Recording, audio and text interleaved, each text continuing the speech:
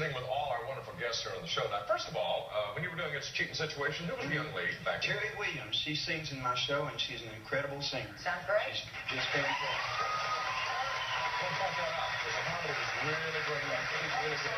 Yeah. We don't ask Moe about his new line of clothing. Don't you have a line of shirts coming out? Or? I have the Moe Bandy line of shirts in PFI Western Wear in Springfield, Missouri, and I got together, and well, you have one of our shirts. Yeah, you brought me one last time. Yeah, oh, nice. And so they're doing very well. We're Is that excited one? about it. This is one of them, right? It's one of the new ones. Oh, it's just beautiful. coming out. Very nice. And they're going all over the country. We're very excited. You know, Cowboys only had Ralph Lauren shirts back in the old days. They're really looking forward to those, you know? Yeah, this is a little different.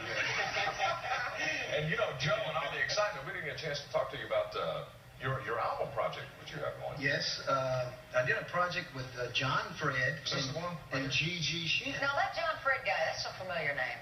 Yes, he had a #1 record in the world, Judy in Disguise with Glasses, years ago. It was 1967, so you teamed up with him on this particular album? Yes, John Fred and Gigi and myself. And my son wrote 6 of the songs on the project. Wow. And we'll be performing the 4th of July in Baton Rouge, right on the Mississippi River there, downtown Baton Rouge. And they usually have about 30,000 people show up for this festival, and we're looking forward to that. Wow. I'll blame you a bit. Have fun with it. Big fun. And Michael goes back to San Antonio pretty soon, don't you? Beautiful, beautiful place to be. You're going to be performing with the San Antonio Symphony? We're making a live album with the San Antonio Symphony. The real motivation behind it all is they have great Mexican food in San Antonio. Everywhere The you symphony is kind of a second. That's your hometown? Your mom lives there. The hidden desire, huh? But I don't have any new sportswear coming out or any. Okay. I'm sorry. Well, I found the coat in the nitty-gritty Dirtband's basement. Really. In a yard sale, right? I chased the guy about 4 blocks to get this shirt. Did you really? And wasn't it worth it? It was. And compare this belt buckle to the one you got. It's I know. Large belt buckles. a little more turquoise. Isn't that uncomfortable, though? Look at the size of that belt buckle. It's The, right. the Navajo Indians made this for me when I did the Navajo Indian Nation Fair in Window Rock, Arizona. And Hey, they are big country fans. Yeah. They have more people. yes, sir. I was thrilled to death to That's get it. beautiful. It is. It is. It's huge there. And now, these folks, John and Audrey, just got back from visiting England, right? Is that where you did your video? And they said, they twisted your arm and said, you've got to go all the way to England to do your video. Yeah, and I hollered all the way. I bet you did. No, we were looking for a particular look, a coastline, and it was, this place in Devon, England was real craggy and violent, and they wanted something like that. So Craggy and violent? Yeah. Boy. Plus the weather there, it's a lot of times it's real gray, and they wanted it to have a. This is sounding like MTV. There are a lot of punchlines in there. We held back on that.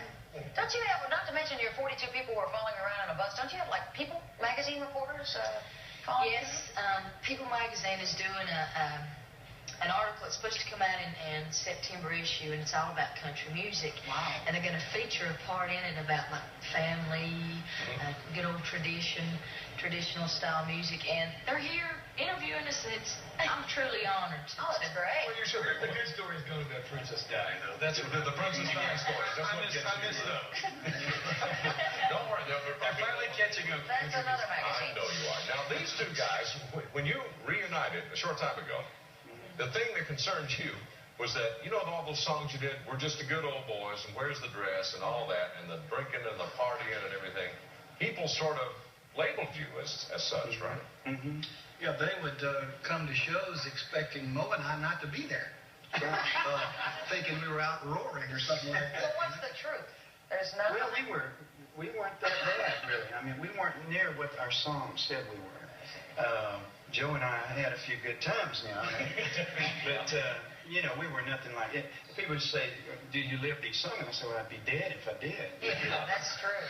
But Joe and I was talking a while ago. A lot that we were doing back then, we see a lot of similarity in the Brooks and Dunn right now. The wild, crazy, good old boys. Yeah. Popularity. And but we had some great times. That's good. Are you guys going to rehearse a lot before the show on the 29th and the 30th? Well, we're going to rehearse a day or two there before. We was talking about it a while ago. Yeah, we better. We didn't say I was about to say, why not? Yeah, and there was a song called, which right now it's really in the swing of things with times like they are, Honky Tonk Queen. You remember that one? I remember that one. That was about me ending up with a female impersonator and Moe gigging me about it. You know? Just in the video. Yeah, I can sort of have it envisioned right now. Well, you know, we were talking about cheating songs a minute ago. We got another one here. Charlie McClain had a big hit with this in 81. You know what it is? No. Who's Cheating Who? Oh. Here's Karima Henderson on Music City tonight.